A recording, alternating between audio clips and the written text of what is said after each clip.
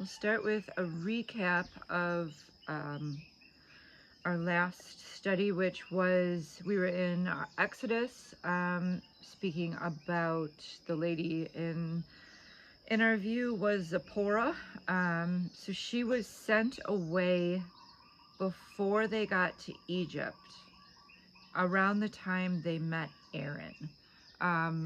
So after Moses and then Zipporah had to do the circumcision for their son while they were on the road to Egypt. But then before they got to Egypt, I believe her father, Jethro, summoned her back. So her and the kids went back. They were not present during the time that Moses did all of the miracles in Egypt, or for the parting of the Red Sea, and then the time in the wilderness also, part of the time in the wilderness. So the wood that was thrown into the water to make the bitter waters drinkable was most likely acacia wood. So we remember that Right. all of these plagues came through. There was, I wish my mother was on because she knows this story that I'll get to when I get to Yeah. the frogs. Oh, yeah. It's all right, I'll tell her later. So the first, the water turned into blood, and the second was frogs, and where the frogs were raining from the sky. And I don't know why I forgot about this the last time when we were talking about them, but I can attest that this is a real phenomenon. I was driving home from East Aurora with my mom down 78, and then 28, and then we went to turn on 78, and as soon as we turned there was frogs everywhere. Like the whole road was covered with frogs. So there was no Cool. other explanation other than they came out of the sky, because they were Right. Yeah. just everywhere. So this is, and it has been known to happen. It's some sort of a weird weather phenomenon where the frogs somehow get caught up into Huh.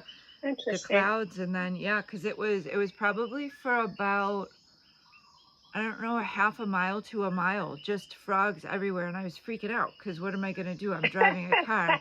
I know So you're gonna run all you over them. crunch and crunch and crunch all of these frogs. So it was horrific. But so that's what happened in Egypt, that rained frogs. And then everybody got lice. Then there was the flies everywhere. And then all of the cattle's became diseased, and then there were boils on people's skin, and then hail, and then locusts were decimating all of the crops. Then there was darkness at midday, and then finally the death of the firstborn of all who did not have the blood on their doorposts.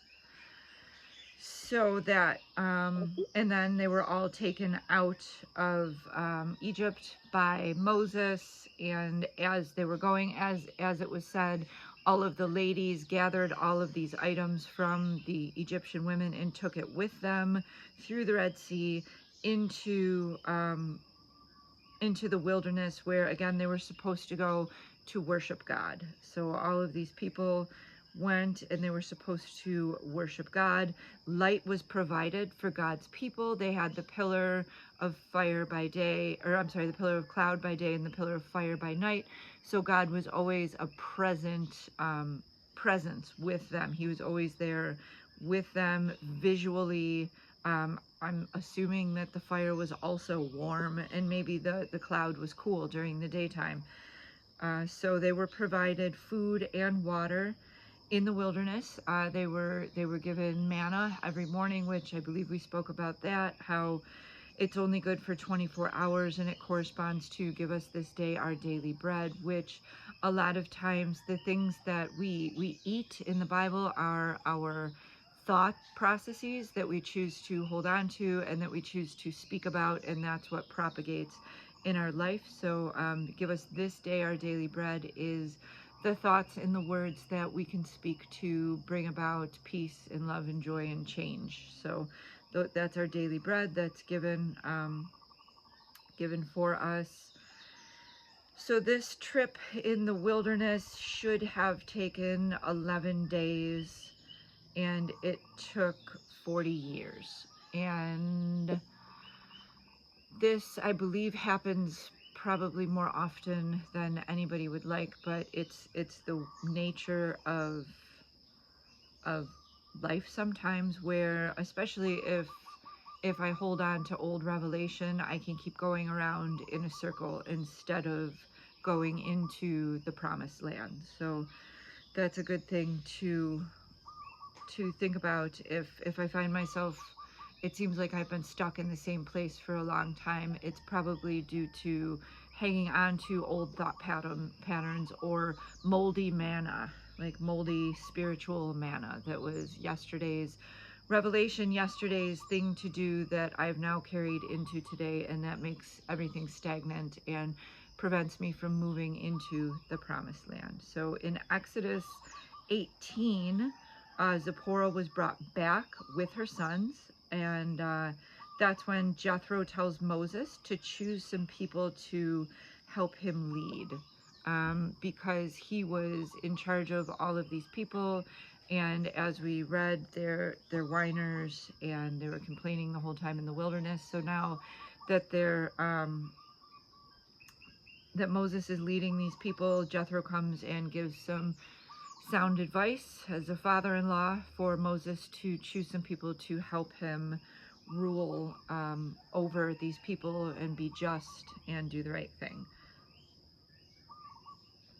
So we will pick up in Joshua.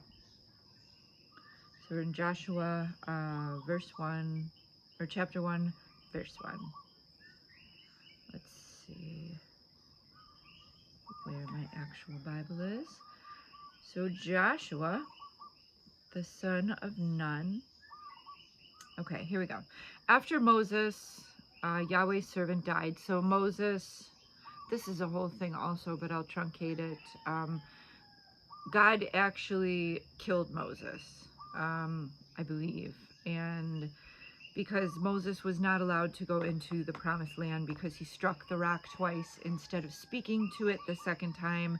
And well, that's part of it, but the real part of it was the words that he used to the Israelites. He spoke to them and called them complainers, like I just did. So God wasn't into that because Moses was supposed to be the representation of God on the earth. So Moses was denied entrance into the promised land. Moses died, and then God, it says God buried his body, and it also says that the devil was trying to get Moses's body. So that's an interesting thing to think about. Again, not a mystery Bible study, not going into it, but something you can do on your own study. So after Moses, Yahweh's servant, died, Yahweh spoke to Joshua, the son of Nun, Moses' faithful assistant, and said, "My servant Moses is dead. Now get up, prepare to cross the Jordan River, you and all the people. Lead them into the land that I am giving to the Israelites. Every part of the land where you march I will give you, as I promised Moses. Your borders will extend from the southern desert to the northern mountains of Lebanon, and from the great river Euphrates in the east to the Mediterranean in the west, including all the land of the Hittites. Joshua, no one will be able to defeat you for the rest of your life. I will be with you as I was with Moses, and I will never fail nor abandon you. You must be strong and brave. You will lead the people to acquire apportion the land that I promised their ancestors I would give them. You must remain very strong and courageous. Be faithful to obey all the teachings that my servant Moses commanded you to follow. Do not deviate from him to the right or to the left, so that you will have an overwhelming success in everything you undertake.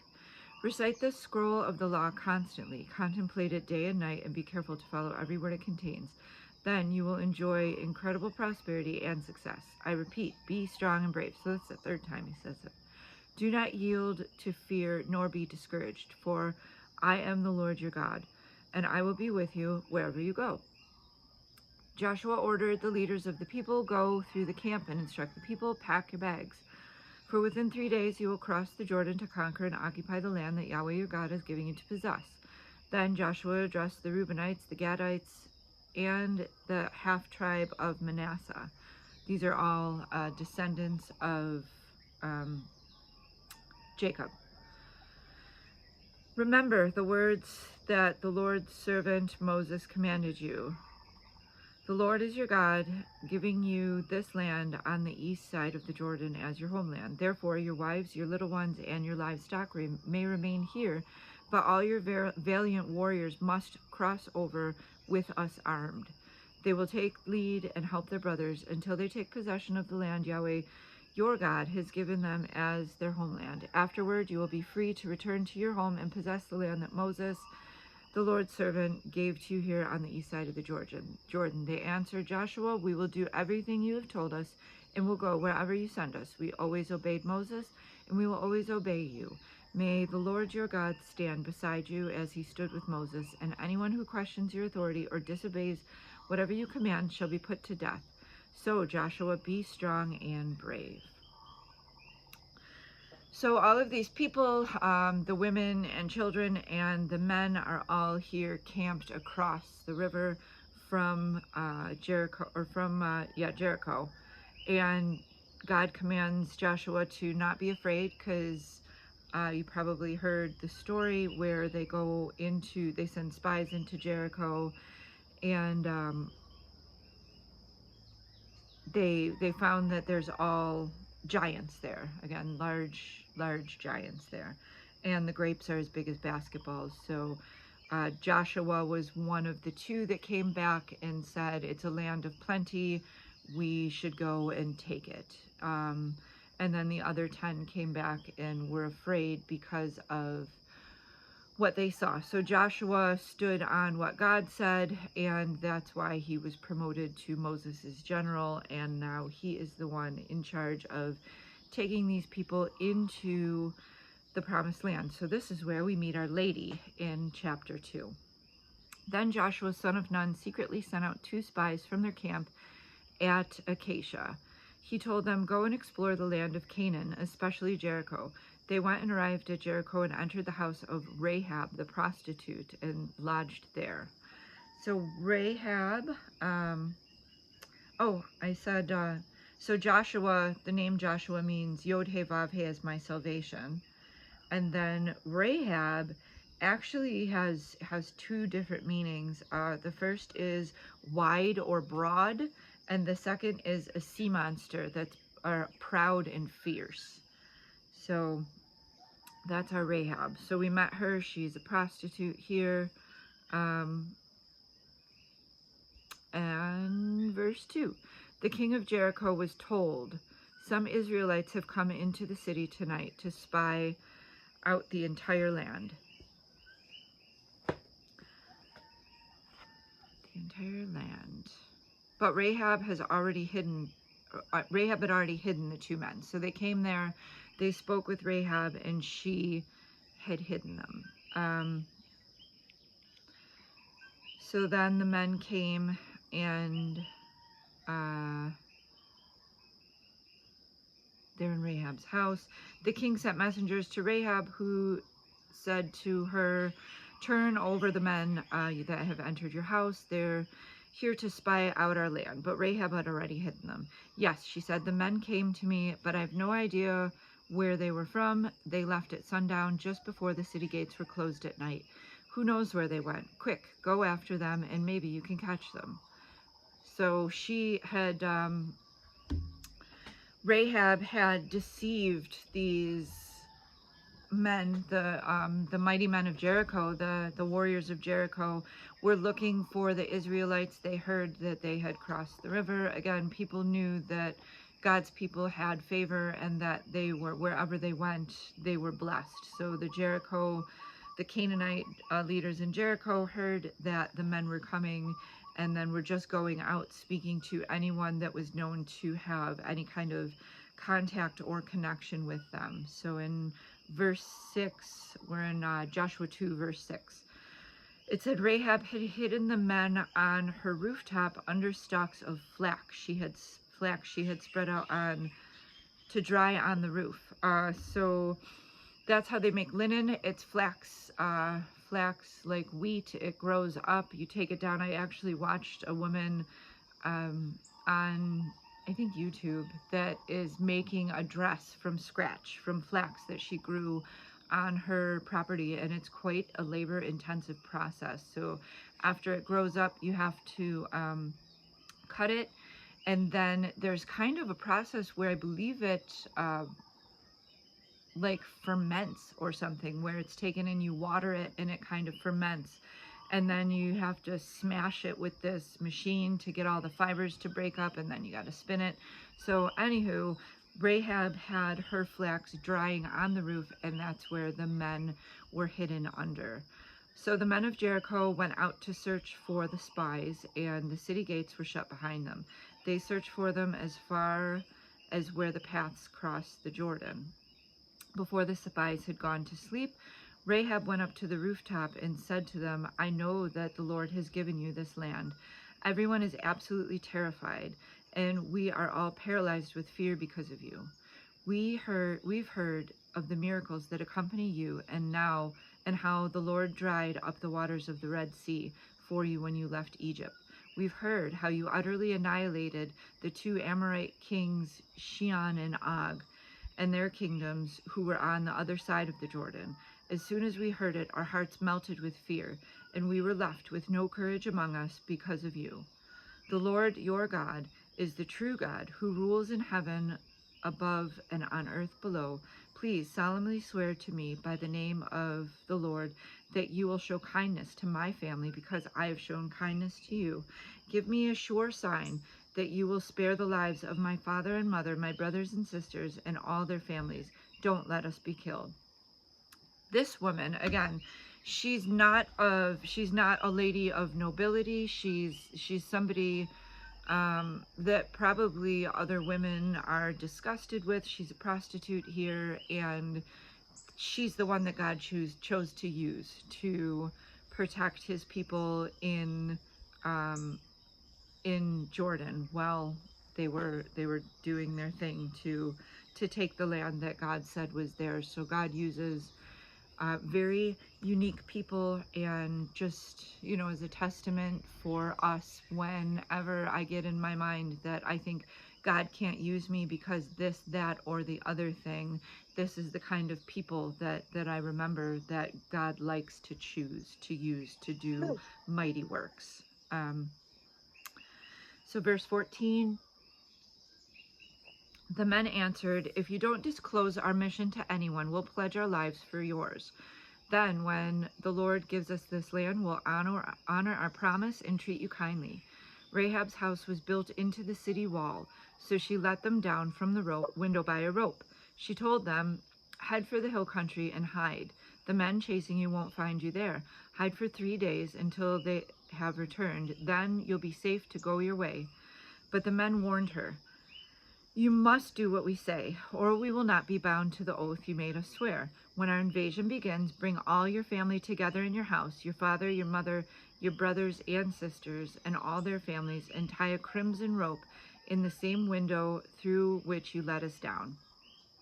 So that is again, it's a mirror of what happened for the Passover, where they had the crimson blood on the door so that they were saved. So now Rahab is going to hang out a crimson cloth so that her and her family will be saved. It is a foreshadowing of the blood of Jesus, which comes to save everybody. So Rahab replied in agreement. So let it be as you say. And she sent them away, and after they departed, she tied the crimson rope in her window. It also said, remember, if anyone ventures outside your house, his death will be his own fault, not ours. But if anyone inside your house is harmed, then we will be held responsible. And if you disclose our mission, we will be released from the oath you made us swear. So she had to be quiet. They had to protect her. So verse 22, the spies went straight to the hill country and hid there for 3 days until the pursuers turned back. The king's men had scoured the countryside without finding them. The 2 men came down from the hills and crossed back over the Jordan to their camp. They reported to Joshua, son of Nun, all that had happened to them. Yahweh has certainly handed over the entire land into our hands. All the people of the land melt in fear before us. So, chapter 3. Joshua was up bright and early the next morning. They broke camp, and Joshua led the Israelites from Acacia to the eastern bank of the Jordan. There they set up camp and waited until they crossed over. After 3 days, again, 3 days is like the foreshadowing of Jesus's death, burial, and resurrection. So after 3 days, the leaders of the people went throughout the camp, giving orders to the people, watch for the priests of the tribe of Levi to lift the Ark of the Covenant of the Lord your God. When it starts moving, follow it. So you'll know which way to go. Since you've never marched this way before, follow about half a mile behind the Ark. Don't go near it. Again, the Ark of the Covenant is a very spectacular, mystical, electrical, biological device that is showing them the way to go. Joshua instructed the people, get yourselves ready, set yourselves apart for the Lord. Tomorrow the Lord will perform for us great miracles. Joshua told the priests, raise up the Ark of the Covenant and step out ahead of the people. So they lifted the Ark on their shoulders and marched in front of the people. The Lord said to Joshua this very day, I will begin to exalt you in the sight of all Israel so that they will realize that I am with you in the same way I was with Moses. You are to command the priests who carry the Ark of the Covenant with these words, carry the Ark to the edge of the Jordan and wade into the water. Joshua told the Israelites, come closer and listen to the words of the Lord your God. This is how you will know for sure that the living God is among you. As you advance in the land, he will drive out before you the Canaanites, Hittites, Hivites, Perizzites, Girgashites, Amorites, and Jebusites. Look, the Ark of the Covenant of the Lord of all the earth will go before you and prepare a way for you through the Jordan. Now select 12 men from among the people, 1 man from each tribe. Again, the tribes of Jacob. The moment the feet of the priests carrying the Ark of the Lord of all the earth touch the water of the Jordan, a great miracle will happen. The water flowing downstream toward you will stop and pile up as if behind a dam. Now it was time for the early harvest, and the river was overflowing at flood stage. So there was a lot of water in the river. When the people broke camp to cross the Jordan, the priests went in front of them, carrying the Ark of the Covenant on their shoulders. The very moment the priests with the Ark dipped their feet in the river's edge, the water coming downstream toward them stopped flowing and piled up in a solid wall up as far upstream as Adam, a place near Zarathan. The Lord completely cut off the flow to the river so that it drained downstream toward the Dead Sea. So the people crossed over opposite Jericho. Now the priests stood firmly on dry ground in the riverbed with the Ark on their shoulders. The entire nation passed by the Ark as they completed their miracle crossing on dry ground. Whew. So they are going on faith. Again, this is all a lot of stuff on faith and the way that God uses water to show his power and his strength and his might. And it's pretty incredible to think about. So this isn't just a little river that they're crossing. This is a flooded, fertile place. So when this floods, it goes out and overtakes a lot of the land. And then I'm sure it's similar to how the rivers are in the springtime in Buffalo, where they're just overflowing. And these people, they stepped out in faith. So this has been, I guess, what God has really been working with Jared and I on is when there's something to do and something to be done, if I take a little step, then it shows my faithfulness to the mission that has been established, and then it opens up the opportunity for help to pour in. So it's just taking that first little step that often opens up the opportunity and the possibility for things to just come flooding in that are beyond anything. So like our commitment to come here, the opportunities and the things that we've experienced have been incredible and wonderful. So I think that's probably where we're going to stop. Just thinking about, that's a good place to stop to go about the rest of the week, just to be aware of maybe little steps that we're being asked to take, that maybe the big thing seems too big. So just taking a little step, like I'm building the wellness business, so just taking a little step of maybe writing out one possible scenario and how that would play out. Just small things in order to show faithfulness, like these men did. So they are carrying the Ark of the Covenant and they step out into the river while the river is still flowing. And once they step out, that's when God can do his mighty work. So that was our first introduction to Rahab, and we'll pick up with her next week.